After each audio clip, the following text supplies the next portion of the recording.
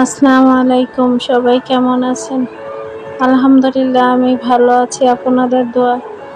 আপনারা আমার জন্য দোয়া করবেন, আমি যেন আরও কাজ করে এগিয়ে যেতে পারি।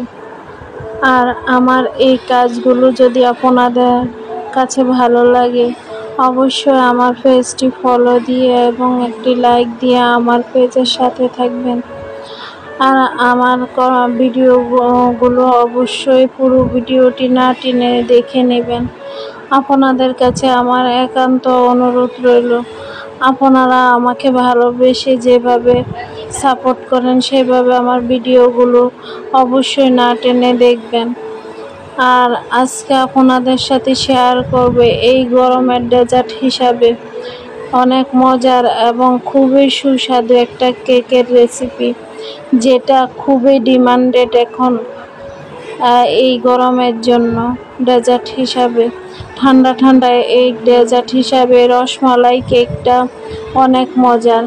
জানি না আপনারা এই কেকটা খেয়েছেন কিনা। যদি কেউ খেয়ে থাকেন অবশ্যই কমেন্টের মাধ্যমে জানাবেন। এই কেকটা যেমন দেখতে সুন্দর তেমনি খেতেও অসাধারণ। প্রথমে আমি কেকটি 3টা স্লাইস করে কেটে নিয়েছি। তারপরে আমি ভিতরে সুগার সিরাপ হিসাবে মালাইটা ব্যবহার করেছি। আর মালাইটা দেওয়ার পরে প্রতিটি লেয়ারে লেয়ারে আমি দিয়েছি রসমালাই। এভাবে আমি পুরো কেকটি ক্রাম কোটিং করে ফ্রিজে আধা ঘন্টার জন্য রেখে দিয়েছি। তারপরে আমি একটা নজলের সাহায্যে পুরোটা কেকে কভারিং করে নেব। ফ্ল্যাট নাইফের সাহায্যে ফিনিশিং করে তারপরে আপনাদেরকে দেখিয়ে দিলাম। উপরে ছোটো করে একটা ডিজাইন করে নিয়েছি। আর এখানে একটা 2D নজল দিয়ে আমি ডিজাইনটা করে নিচ্ছি। আর ডিজাইনটা আপনাদের কাছে কেমন লেগেছে অবশ্যই কমেন্টের মাধ্যমে জানাবেন। আপনাদের কাছে আমার আরেকটা অনুরোধ রইল, এটা হলো আমার ওয়াচ টাইম খুবই কম। আপনারা সবাই আমার ভিডিওটা না টেনে অবশ্যই দেখবেন এবং আপনাদের ফ্রেন্ড সার্কেলের মাধ্যমে আমার ভিডিওটা শেয়ার করে দিবেন। আপনাদের বোন হিসাবে আমার এটা অনুরোধ রইল।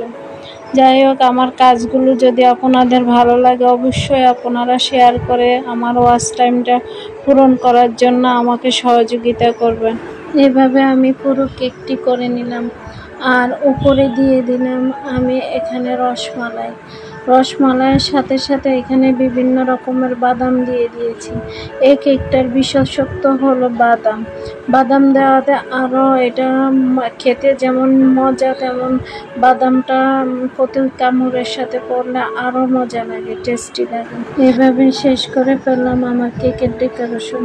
আপনাদের কাছে কেমন লেগেছে অবশ্যই জানাবেন। আর যারা আমার পেজে নক করতে চান অবশ্যই নক করবেন। আপনারা ভালো থাকবেন, সুস্থ থাকবেন। আল্লাহ হাফেজ।